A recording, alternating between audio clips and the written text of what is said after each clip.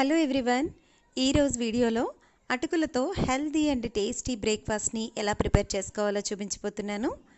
ఇది బ్రేక్ఫాస్ట్ లాగానే కాకుండా ఈవినింగ్ స్నాక్స్ లాగా కూడా చాలా బాగుంటుందండి. మరి ఆలస్యం చేయకుండా స్టార్ట్ చేద్దామా?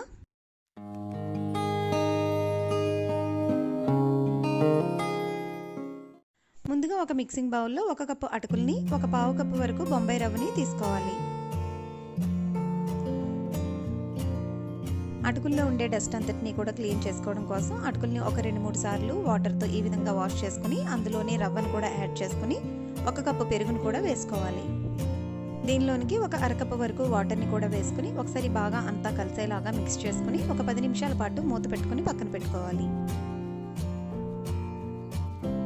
10 నిమిషాల తర్వాత చూస్తే గనక అటుకులు రవ్వ కూడా ఈ పెరుగుని వాటర్ని కూడా బాగా అబ్జర్వ్ చేసుకుని ఈ విధంగా గట్టి బ్యాటర్ అనేది రెడీ అవుతుంది.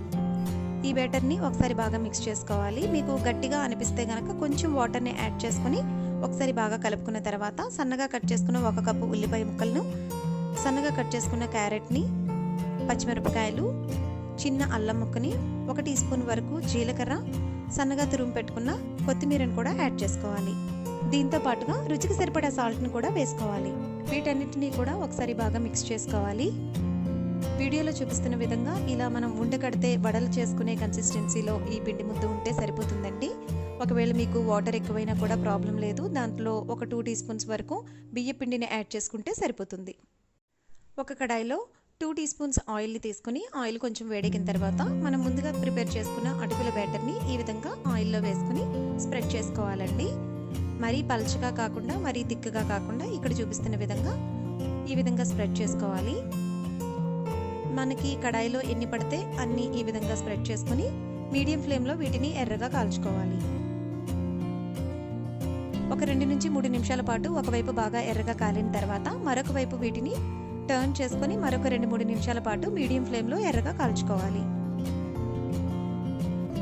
వీటిని వెంటనే టర్న్ చేయకూడదండి. ఒక 2-3 నిమిషాల పాటు ఒకవైపు బాగా కాలిన తర్వాత మాత్రమే రెండో వైపుకు టర్న్ చేసుకోవాలి. లేదంటే ఇవి విరిగిపోయే ఛాన్స్ ఉంటుంది. వీటిని 2 వైపులా బాగా ఈ విధంగా కాల్చుకున్న తర్వాత ప్లేట్లోకి తీసుకొని సర్వ్ చేసుకోవడమే. చూసారు కదా, చాలా తక్కువ ఆయిల్తో హెల్తీ అయిన బ్రేక్ఫాస్ట్ రెడీ అయిపోయింది. ఇది చాలా టేస్టీగా ఉంటుందండి. వీటిని మరొక విధంగా కూడా చేసుకోవచ్చండి. దోశ పెనం పైన 1 టీ స్పూన్ వరకు ఆయిల్ వేడి చేసుకుని ఆయిల్ కొంచెం వేడెక్కిన తర్వాత ఈ అటుకుల బ్యాటర్ని ఊతప్పం లాగా అంటే కొంచెం థిక్గా ఈ విధంగా స్ప్రెడ్ చేసుకోవాలి. దీనిపైన మరొక టీ స్పూన్ ఆయిల్ని ఈ విధంగా స్ప్రెడ్ చేసుకోవాలి. ఒకవైపు బాగా కాలిన తర్వాత రెండో వైపు కూడా టర్న్ చేసుకుని మీడియం ఫ్లేమ్లో ఎర్రగా కాల్చుకోవాలి. 2 వైపులా బాగా ఎర్రగా కాల్చుకున్న తర్వాత మన అటుకుల ఊతప్పం రెడీ అయిపోతుంది. ఇదే బ్యాటర్తో మనం వడలు కూడా ప్రిపేర్ చేసుకోవచ్చండి. కాకపోతే దీనిలోనికి 1/4 కప్పు వరకు బియ్య పిండిని ఎక్స్ట్రాగా యాడ్ చేసుకోవాలి. అంటే మనం ఈ పిండి కన్సిస్టెన్సీ అనేది కొంచెం గట్టిగా ఉండాలండి. అప్పుడైతే మనకి వడలు విడిపోకుండా వస్తాయి. వీటిని ఈ విధంగా వడల్లాగా చేసుకుని ఆయిల్లో డీప్ ఫ్రై చేసుకోవాలి.